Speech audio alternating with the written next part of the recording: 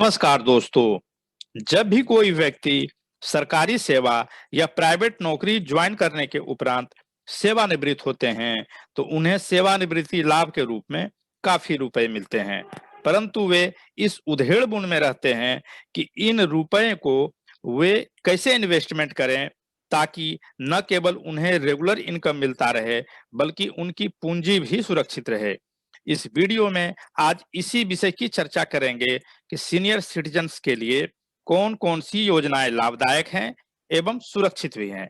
अतः आग्रह है कि इस वीडियो को आप अंत तक अवश्य देखें। हमारे देश में वर्तमान में कुछ ऐसी योजनाएं हैं जिसमें इन्वेस्ट करके सीनियर सिटीजन्स निश्चिंत होकर नियमानुसार लाभ उठा सकते हैं। वे योजनाएं हैं सीनियर सिटीजन्स सेविंग स्कीम, प्रधानमंत्री वय योजना, post office monthly income scheme, senior citizen fixed deposit, tax free bonds, mutual funds. इस वीडियो में मैं बताए हुए पहले 3 स्कीम की ही जानकारी दूंगा। इसमें पहला स्कीम है सीनियर सिटीजन सेविंग स्कीम अर्थात SCSS। SCSS केंद्र सरकार के द्वारा समर्थित एवं शून्य जोखिम वाली एक बचत योजना है। यह निवेश योजना केवल 60 वर्ष और उससे अधिक आयु के वरिष्ठ भारतीय नागरिकों के लिए है। परंतु यह योजना HUF अर्थात हिंदू अनडिवाइडेड फैमिली या NRI के लिए लागू नहीं है। वैसे आयु मापदंड में 2 अपवाद भी हैं और ऐसी स्थिति में 60 वर्ष की अनिवार्यता लागू नहीं होती है। पहला, जो 55 से 60 वर्ष की आयु में स्वैच्छिक सेवानिवृत्ति योजना अर्थात VRS या सेवानिवृत्ति का विकल्प चुनते हैं, या दूसरा, जो डिफेंस कर्मी 50 से 60 वर्ष की आयु के बीच सेवानिवृत्त होते हैं। इस 2 स्थिति में 60 वर्ष के उम्र की बाध्यता नहीं है। अब SCSS पर मिलने वाले इंटरेस्ट एवं इन्वेस्टमेंट अमाउंट के बारे में जानते हैं। इस योजना के तहत दी जाने वाली वर्तमान ब्याज दर 7.4% है। वैसे इस दर की समीक्षा प्रत्येक तिमाही में की जाती है।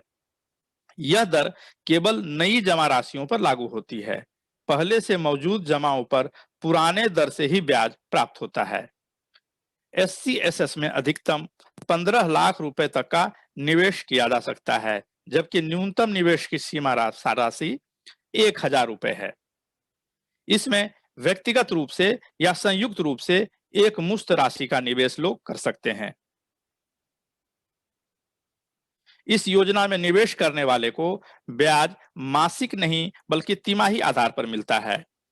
इस तहत निवेशकर्ता को भुगतान निवेश की तिथि के अनुसार अप्रैल, जुलाई, अक्टूबर और जनवरी की पहली तारीख को किया जाता है। अन्य निश्चित आय विकल्पों जैसे फिक्स्ड डिपॉजिट के विपरीत इस योजना में ब्याज को फिर से निवेश करने का विकल्प नहीं मिलता है। ऐसा इसलिए किया गया है ताकि वरिष्ठ नागरिकों को नियमित आय मिलती रहे। अब इस स्कीम के टेन्योर एवं अर्ली विड्रॉवल के बारे में जान लीजिए। इसका जो टेन्योर है 5 वर्ष के लिए है, अर्थात जब आप जमा करते हैं तो 5 वर्ष तक इसकी सुविधा मिलती रहेगी। फर्दर फिर आप 3 वर्ष के लिए इसका एक्सटेंशन ले सकते हैं। यदि खाता धारक अपने खाते को समय से पहले बंद करना चाहते हैं, तो खाता खोलने की तिथि से 1 वर्ष पूर्व इसकी अनुमति नहीं है। खाता खोलने की तिथि से 1 वर्ष के बाद खाता बंद करने पर उन्हें नीचे दे दिए गए सूची के अनुसार जुर्माना देना पड़ेगा। यदि आप खाता खुलने की तिथि से 2 वर्ष के पूर्व इसे बंद करते हैं, तो जमा राशि का 1.5% जुर्माना देना पड़ेगा। लेकिन खाता खुलने की तिथि से 2 वर्ष के बाद यदि आप इसे बंद करते हैं, तो जमा राशि का 1% जुर्माना देना पड़ेगा। वैसे खाता खुलने की तिथि से 5 वर्ष के बाद यदि कोई इस योजना को अगले 3 वर्षों के लिए विस्तारित करता है और उस विस्तारित अवधि में 1 वर्ष पूर्ण करने के बाद अर्थात कुल 6 वर्ष के उपरांत खाता बंद करना चाहते हैं, तो ऐसी स्थिति में जुर्माना नहीं काटा जाएगा। इस स्लाइड में SCSS के तहत मिलने वाले इनकम पर लगने वाले टैक्स को समझते हैं। इनकम टैक्स एक्ट के अनुसार senior citizen savings scheme ETT श्रेणी में आता है। तो ETT का अर्थ हुआ एग्जम्प्टेड टैक्स कैटेगरी। इसके अनुसार इस योजना में निवेश करते समय टैक्स नहीं लगता है, जबकि इससे प्राप्त आय 50,000 रुपए से अधिक होने पर ही निवेशक के आयकर स्लैब के अनुसार टैक्स लगता है। साथ ही परिपक्वता राशि पर धारा 80C के तहत 1.5 लाख रुपए तक का डिडक्शन भी मिलता है। अब इसके बाद दूसरी स्कीम अर्थात प्रधानमंत्री वय वंदना योजना के बारे में बतलाएंगे। प्रधानमंत्री वय वंदना योजना भारत सरकार के द्वारा वर्ष 2017 में सभी वरिष्ठ नागरिकों के लिए शुरू की गई थी। LIC अर्थात जीवन बीमा निगम के द्वारा संचालित किए जा रहे प्रधानमंत्री वय वंदना योजना एक सेवानिवृत्ति सह पेंशन योजना है। इस योजना में निवेश करने की अंतिम तिथि 31 मार्च 2023 तक है। वैसे भारत सरकार के द्वारा निवेश की इस अंतिम तिथि को आगे बढ़ाई भी जा सकती है। इस स्लाइड में PMBBY के अन्य डिटेल के बारे में जान लेते हैं। इसकी पात्रता वरिष्ठ नागरिक जिनकी आयु 60 वर्ष या उससे अधिक है। इसमें कोई अधिकतम आयु सीमा नहीं है। यह योजना केवल भारतीय नागरिकों के लिए खुला है। NRI इस सुविधा का लाभ नहीं उठा सकते हैं। ब्याज की दर वर्ष 2020-21 से इस योजना में ब्याज की दर 7.4% है। ब्याज की यह दर मार्च 2023 तक जारी रहेगी। इसके बाद भारत सरकार इसे बढ़ा या घटा सकती है। निवेश की राशि इसमें न्यूनतम 1.5 लाख रुपए तक आप निवेश कर सकते हैं और अधिकतम 15 लाख रुपए तक इसमें निवेश किया जा सकता है। अब इस स्कीम के अंतर्गत पेंशन की राशि और टेन्योर की समझते हैं। एक व्यक्ति जो इस योजना में निवेश करते हैं, उनकी उम्र जितनी भी हो, PMBBY के माध्यम से उनके पेंशन की राशि फिक्स्ड रहता है। इसके अलावा निवेशक 3 साल पूर्ण होने के बाद अपने खरीद मूल्य का 75% तक ऋण प्राप्त कर सकते हैं। इस खाते को खोलने के लिए LIC के पास ऑनलाइन और ऑफलाइन दोनों विकल्प उपलब्ध हैं। पॉलिसी की अवधि 10 वर्ष तक के लिए है, अतः पॉलिसी धारक को अंतिम पेंशन और खरीद मूल्य केवल 10 वर्षों के अंत में ही प्राप्त होगा। यदि आप यह सुविधा जो है मासिक, त्रैमासिक, अर्धवार्षिक या वार्षिक पेंशन भुगतान का विकल्प प्रदान करता है। यदि आप इस स्कीम को समय से पहले बंद करना चाहते हैं तो इसके बारे में भी जान लीजिए।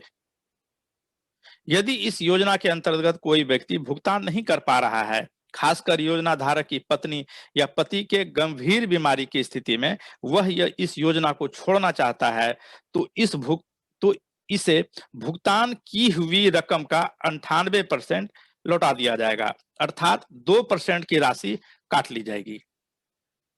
यदि योजना धारक इस पॉलिसी की टर्म एवं कंडीशन से संतुष्ट नहीं है और यदि वे पॉलिसी ऑफलाइन खरीदे हैं तो वो इसे 15 दिनों के अंदर वापस कर सकते हैं, जबकि ऑनलाइन खरीद की स्थिति में वापस करने की सीमा 30 दिनों तक है।